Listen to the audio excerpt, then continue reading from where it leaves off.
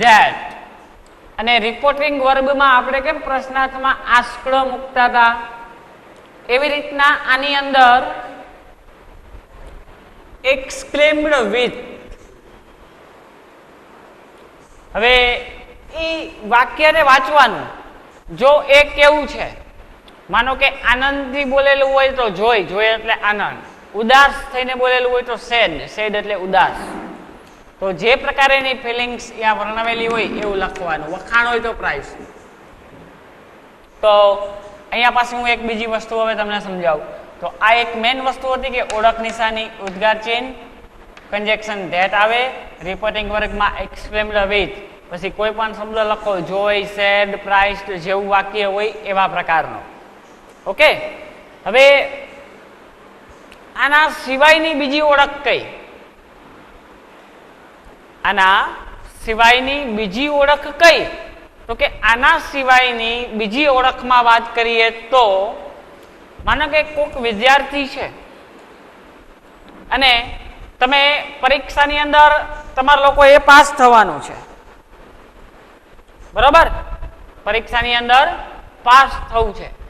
હવે તમને ખબર કે તમે પહેલા નંબરે આવ્યા, હવે તમારું નામ પહેલા નંબરે આવ્યું હોય, તમને ખબર નથી અને તમે આમ નોટિસ બોર્ડમાં રિઝલ્ટ મારેલું છે અને જઈને સીધું રિઝલ્ટ તમે જુઓ અને સીધું નામ તમારું પહેલા નંબરે આવેલું હોય તો શું થાય? તમારા આમ ચહેરામાં કંઈક આમ હાવભાવ બદલી જાય, તમારા મોઢામાંથી કંઈક શબ્દ નીકળી જાય. તો આ શું કે છે કે યસ, આમ મોટા અવાજે બોલે છે યસ, કે આઈ હેવ ટોપ્ડ અગેન. ટોપ એટલે પહેલા નંબરે આવવું, કે અગેન એટલે બીજી વાર કે હું પહેલા નંબરે આવ્યો. તો જો આમાં એવું નહીં વિચારવાનું કે ડબલ ઇન્વર્ટેડ કોમાનો રિપોર્ટિંગ સ્પીચનો ભાગ પહેલા લખેલો હોય અને રિપોર્ટિંગ વર્બનો ભાગ છેલ્લે લખેલો હોય, તો એ આપણા માટે કાંઈ સરખું છે, આપણા માટે એમાં કોઈ પણ પ્રકારનો ફરક આવતો નથી. તો આમાં શું છે? હી સેડ, સબ્જેક્ટ એક આપેલો છે. તો આ વાક્ય ખબર પડી ગઈ ને? આવું વાક્ય પૂરું થયા પહેલા આવી રીતના યસ કે એ રીતના કોઈ પણ શબ્દનો ઉલ્લેખ કરાવેલો હોય તો એ કયો પ્રકાર કહેવાય? ઉદ્ગાર. તો હી સેડ કીધું ને, તો અહીં લખવાનું હી exclaimed with. આ વાક્ય તો આનંદનું છે, તો આપણે exclaimed with લખશું જોય. ઓબ્જેક્ટ આપેલો નથી એટલે હી એક જ લખવાનું આગળ. હી exclaimed with joy. કન્જેક્શન શું છે? that. રેડી? આઈ, આ યસ લખવાની જરૂર નથી કેમ કે યસ તો ફિલિંગ exclaimed આવી ગઈ. તો આ શબ્દ છે આઈ. આઈ એટલે કેટલામો પુરુષ? પહેલો પુરુષ. કેટલામો પુરુષ? પ્રથમ પુરુષ. તો પ્રથમ પુરુષ કોના મુજબ ચેન્જ થતો હતો? સબ્જેક્ટ મુજબ, બરાબર? તો સબ્જેક્ટ છે હી, તો આપણે લખશું હી. તુબિન રૂપ છે હેવ. હેવ હોય તો આમ નીચેની સાઈડ જવાનું, તો એ શું થઈ જાય? હેડ. હેડ એટલે વર્બનું ત્રીજું ફોર્મ તો છે જ. Topped again. ચલો આ વાક્ય પૂરું. હવે બીજું વાક્ય જોઈએ. She said, how ugly do I look in this dress? આ પાછળ નિશાની કઈ છે? ઉદ્ગાર. પાછળ નિશાની કઈ છે? ઉદ્ગાર. તો આ વાક્યનો પ્રકાર કેવો છે? ઉદ્ગાર. તો આ શું છે? સી સેડ ની જગ્યાએ શું છે? Exclaimed with. હવે આ શું કહે છે કે ડ્રેસ એટલે કપડા, અગલી એટલે કદરૂપું, લુક એટલે દેખાવ, કે આ કપડામાં હું કેવું કદરૂપું દેખાવું છું એવું સી તેણી બોલે છે. તો એ ઉદાસ થઈને બોલતા હોય ને, આ તો આનંદિત વાક્ય તો છે નહીં, આ ઉદાસ વાળું વાક્ય છે. તો C exclaimed with sad.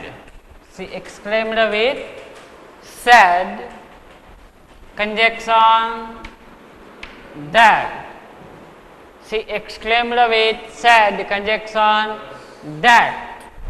Ready? હવે આ exclaimed with sad એ ખબર પડી ગઈ, conjunction that મૂક્યું. હવે જો એક વસ્તુ કે ઉદ્ગાર વાક્ય જ્યારે હોય ને વાક્ય જ્યારે ઉદ્ગાર હોય ને ત્યારે એ વાક્યની અંદર કોઈ પણ પ્રકારનો કાંઈ પણ ફરક પડતો નથી. વાક્ય ઉદ્ગાર છે ત્યારે બીજો કોઈ પણ પ્રકારનો કાંઈ પણ ફરક પડતો નથી. વાક્યમાં આડા હવરું સબ્જેક્ટ વર્બ ઓબ્જેક્ટ ને બધું હોય. વાક્યમાં તમારે ઉદ્ગાર હોય ને ત્યારે સબ્જેક્ટ ગોતી લેવાનો. તો આઈ સબ્જેક્ટ છે. જો આ હાઉ થી ચાલુ થયું એટલે પ્રશ્નાર્થની વાક્ય રચનામાં ગોઠવાયેલું હોય એ તો નક્કી, બરાબર. તો હવે જો આ હાઉ, આ do to been room, I subject, આ વર્બ. તો આઈ ને પેલા લખો તોય ચાલે. આ હાઉ કઈ લખવાની જરૂર નથી. હાઉ આવે એ હાઉ કઈ લખવાની જરૂર નથી. આઈ ને પેલા લખો તો એટલે આઈ કેટલામાં પુરુષ? પેલો પુરુષ. સબ્જેક્ટ મુજબ ચેન્જ થાય તો સબ્જેક્ટ છે સી. ડુ છે, ડુ થી નીચે તરફ આવીએ તો ડીડ. તો ડીડ તો આપણે વાક્યમાં શો કરી ન ગઈએ, કેમ કે ડીડ હોય તો આમ હેડમાં વહી જવાનું હોય. આપણે અગાઉના નિયમ જોવો તો ખબર પડે. તો આ લુકડમાં ઈડી લગાડી દો એટલે ડીડ સ્લીપિંગ મોડ વહી ગયું. લુકડ, અગલી શબ્દ અહીંયા લખો. અગલી ઇન ધીસ છે તો અહીંયા ધેટ લખ નાખો, ડ્રેસ. તો ઉદ્ગારમાં આવી રીતના આડા હવડું તમારે જે લખવું એ લખી શકો, ચેન્જ થઈ શકે. અને આડા હવડું ન કરો તોય ખોટું નથી. ઓકે. પ્રકાર નંબર 3. પ્રકાર નંબર 3 ઓર્ડર, એડવાઇસ ને રિક્વેસ્ટ. ઓર્ડર, એડવાઇસ અને રિક્વેસ્ટ. તો એમાં આ 3 પ્રકાર એના વાક્ય હોઈ શકે છે. હવે આ વાક્યની ઓળખ હું તમને હમણાં કહું છું કે કેવી રીતના ઓળખવાના છે, બરાબર. અને કેવી રીતના તમે વાક્ય ઓળખશો એ ઓળખ પણ હું તમને હવે કહું છું. તો અહીંયા જો કે ઓર્ડર, એડવાઇસ ને રિક્વેસ્ટ, આમાં કંજેક્શન ટુ. આ પ્રકારેના કોઈ પણ વાક્ય હોય તો કંજેક્શન ટુ. શરૂઆતમાં મેં તમને કંજેક્શન ધેટ જ આગળ હતું. હવે પ્રશ્નાર્થ વાક્ય હતું તો કંજેક્શન ઇફ હતું. ઉદ્ગાર હે તો ધેટ હતું. આ રિક્વેસ્ટ વાળું વાક્ય હોય તો કંજેક્શન ટુ આવે છે. તો આ તમારે મેન ભણવાનું છે, આ જોવાનું છે કે કયું વાક્ય હોય તો કયો કંજેક્શન ને ઉપયોગ કરવાનો. આટલી ખબર પડી ગઈ તો 3 માર્ક રોકડા થઈ જાય. એકદમ સિમ્પલ વાત છે, કાંઈ નથી.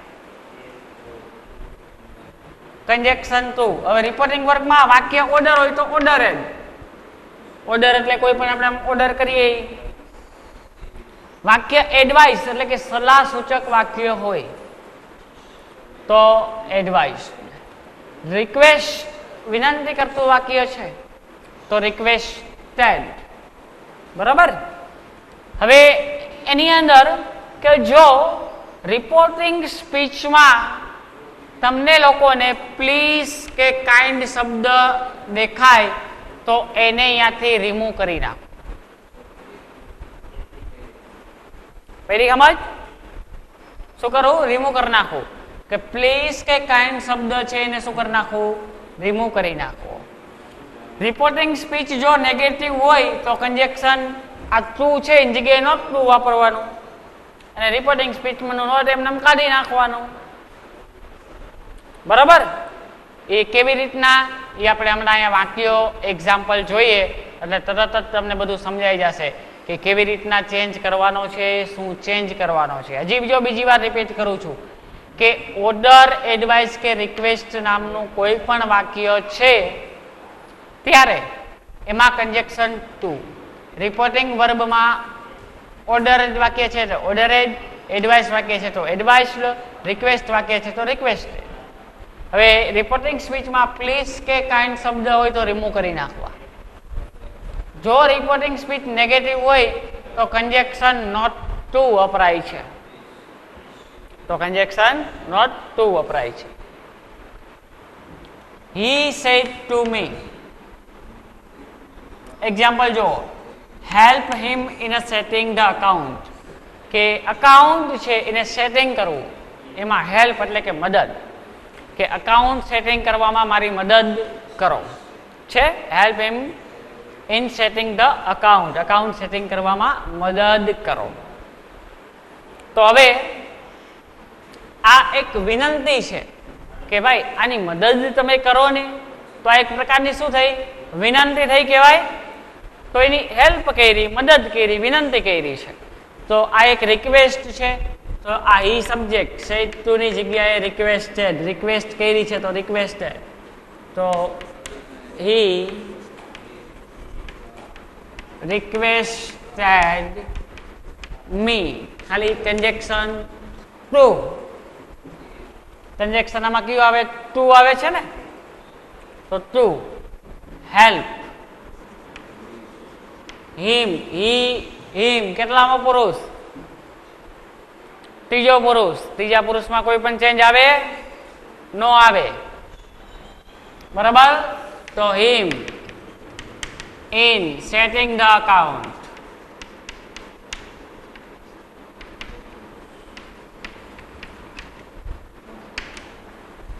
હવે એના પછી અહીંયા જો સૌથી ઇમ્પોર્ટન્ટમાં ઇમ્પોર્ટન્ટ વાત આ, અને આ ફરજિયાત પરીક્ષામાં હશે. રિપોર્ટિંગ સ્પીચની શરૂઆત પ્લીઝ શબ્દથી થાય. રિપોર્ટિંગ સ્પીચની શરૂઆત પ્લીઝ શબ્દથી થાય. જો આ પ્લીઝ શબ્દ છે, રિપોર્ટિંગ સ્પીચની શરૂઆત પ્લીઝ શબ્દથી થાય તો એ વાક્યનો પ્રકાર હંમેશાને માટે રિક્વેસ્ટેડ, રિક્વેસ્ટ વાળો પ્રકાર છે. કેવો છે? રિક્વેસ્ટેડ. રિક્વેસ્ટ કારક વાક્ય છે એવું નક્કી કે શરૂઆત પ્લીઝ થી થઈ. તો પ્લીઝ થી થાય એટલે હંમેશા પ્રકાર કયો કહેવાય? રિક્વેસ્ટેડ. તો તમને પરીક્ષામાં પૂછનાર વાક્ય, એક વાક્ય હંમેશાને માટે રિક્વેસ્ટ વાળું તો હશે જ, પ્લીઝ થી ચાલુ થયું હશે. તમારે આવી રીતના યાદ રાખવાનું કે કોઈ પણ વાક્ય પ્લીઝ થી ચાલુ થાય તો એ પ્રકાર કયો કહેવાય? રિક્વેસ્ટ કહેવાય. રિક્વેસ્ટેડ વાળો પ્રકાર કહેવાય. તો જો આ માય ફ્રેન્ડ છે એ સબ્જેક્ટ છે, સેડ ટુ અને મી છે એ ઓબ્જેક્ટ છે. તો હવે શું થશે કે માય ફ્રેન્ડ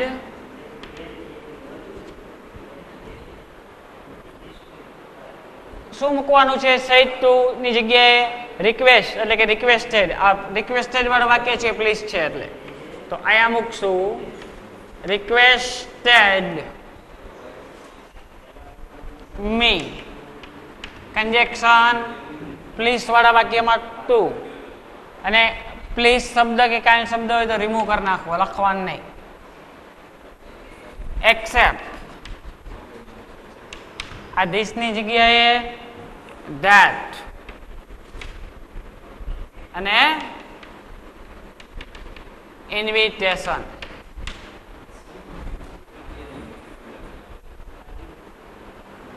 ચલો છેલ્લો પ્રકાર ડાયરેક્ટ ઇનડાયરેક્ટ ની અંદર. બરાબર? છેલ્લો. અને આ પ્રકાર છે વાક્ય લેટ્સ. જ્યારે જોજો 3 પ્રકાર બહુ મહત્વના છે. એક પ્રશ્નાર્થ ફરજિયાત પરીક્ષામાં છે. લેટ અને રિક્વેસ્ટ. એક વાક્ય રિક્વેસ્ટ થી ચાલુ થતું હશે, એક વાક્ય લેટ થી ચાલુ થતું હશે. જો નહીં આવડે તો ચોખ્ખી ભાષામાં સમજ છે ભાઈ, ચોખ્ખું દીવા જેવું છે, તમારા માર્ક જઈશે. અને આવડે તો માર્ક આવશે. દેખીતી વાત છે ને, અને કાંઈ હે આની અંદર રમત વાત છે. લેટ થી વાક્ય ચાલુ થયું હોય એ વાક્યમાં કન્જેક્શન ધેટ આવે. રિપોર્ટિંગ વર્બમાં કેમ આપણે પ્રશ્નાર્થમાં આસ્ક્ડ મૂક્યું, ઉદ્ગારમાં એક્સક્લેમ્ડ વિથ મૂક્યું. બરાબર? તો એ રીતના આમાં રિપોર્ટિંગ વર્બમાં સજેસ્ટેડ અને પ્રપોઝેડ મૂકવાનું રહેશે. શુડ ફરજિયાત વર્બની પહેલા મૂકવું. શુડ છે એ ફરજિયાત વર્બની પહેલા મૂકવું. આ તમારે યાદ રાખવાની જરૂર નહીં પડે, આને સમજો એટલે ઓટોમેટિક આવી જશે. માનો કે આ લેટ્સ લખ્યું છે અને છૂટું પાડીએ તો આવું ન વંચાય. લેટ અસ, લેટ્સ લખ્યું છે અને છૂટું પાડીએ તો લેટ અસ વંચાય ને. તો એ લેટસ નું શું થઈ જાય? દે શુડ થાય. શું થાય ભાઈ? દે શુડ થાય. Okay, understand? લેટસ નું શું થાય? દે શુડ થાય. સમજાણું આટલું? હે સમજાણું આટલું? બીજી વાર રિપીટ કરું છું, યાદ રાખો. રિપીટ કરું છું, આ પોઈન્ટ બહુ ઇમ્પોર્ટન્ટ છે. Sentence with let's. લેટ્સ વાળું વાક્ય હોય એટલે કન્જેક્શનમાં શું વાપરવાનું? ધેટ વાપરવાનું. અને રિપોર્ટિંગ વર્બમાં કાં સજેસ્ટેડ વપરાય ને કાં પ્રપોઝેડ વપરાય. શુડ ફરજિયાત વર્બની પહેલા મૂકવું. શુડ ફરજિયાત વર્બની પહેલા મૂકવું. લેટ્સ અને લેટસ. આ લેટ્સ લખ્યું છે અને જુદું પાડીએ તો લેટસ વચાય. આ બંનેનું શું થઈ જાય? They should. તો હવે આ ધે શુડ થઈ ગયું તો અહીંયા પછી વર્બ જ ચાલુ થાય તો આ લેટસ નું ધે શુડ મૂકો એટલે ઓટોમેટિક થઈ ગયું ને કે શુડ ફરજિયાત વર્બની પહેલા મૂકવું. એવું હવે એવું કેવું થશે હું તમને બતાવું. જો આ વાક્યનો પ્રકાર ક્યાં ચાલુ થયો? લેટસ થી થયો. તો લેટસ થી થાય એટલે રિપોર્ટિંગ વર્બમાં સજેસ્ટેડ. તો આ સેડ ટુ ની જગ્યાએ સજેસ્ટેડ થઈ જાય કે આઈ સજેસ્ટેડ માય બ્રધર. કન્જેક્શન આ વાક્યમાં શું હતું? ધેટ. હાલો ધેટ મૂકી દીધું. આ લેટસ છે એની જગ્યાએ મૂક્યું આપણે ધે શુડ મૂકીએ. ચલો હવે તો ધે શુડ પછી હંમેશા વર્બ જેવું ગો, તો એ ગો નું ગો. તો આ શુડ છે એ વર્બની પહેલા ઓટોમેટિક આવી ગયું ને, ધે શુડ કર્યું એટલે આ યાદ રાખવાની કઈ જરૂર નથી, એ આવી જ જશે. To some hill station for a change. આમાં કઈ ચેન્જીસ હવે આવતો નથી, એમને લખ નાખવાનું છે.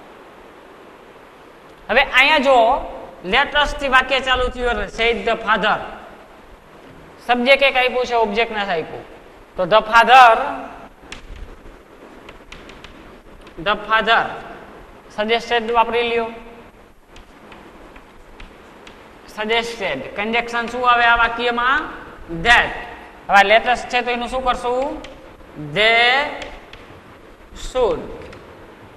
બરાબર. તો ઇનવાઇટ છે એ વર્બ નથી, તો ઇનવાઇટ અહીંયા લખ્યું તો એની પહેલા આવી ગયું ને શુડ ફરજિયાત. સમ. હવે ખાસ જોજો અહીંયા સમ ફ્રેન્ડ ટુ. આ અવર કેટલામો પુરુષ? બરાબર. પણ હવે તમારે લેટ એક યાદ રાખવાનું છે ખાસ કે જ્યારે લેટ્સ વાળું વાક્ય હોય ને ત્યારે તમારે આવું કઈ જોવાનું નથી. પહેલો પુરુષ બીજો પુરુષ. કેમ કે શરૂઆત તમે લેટસ એટલે ધે શુડ થી કર્યું, પછી તો આ ધે થી ચાલુ કર્યું ને તો ધે મુજબ હાલવાનું. વી અસ અવર. તો ધે નું શું થાય? ધે ધેમ ને ધેર. અવર ની લાઈનમાં ધેર આવે તો ધેર મૂકવાનું. There Sons birthday.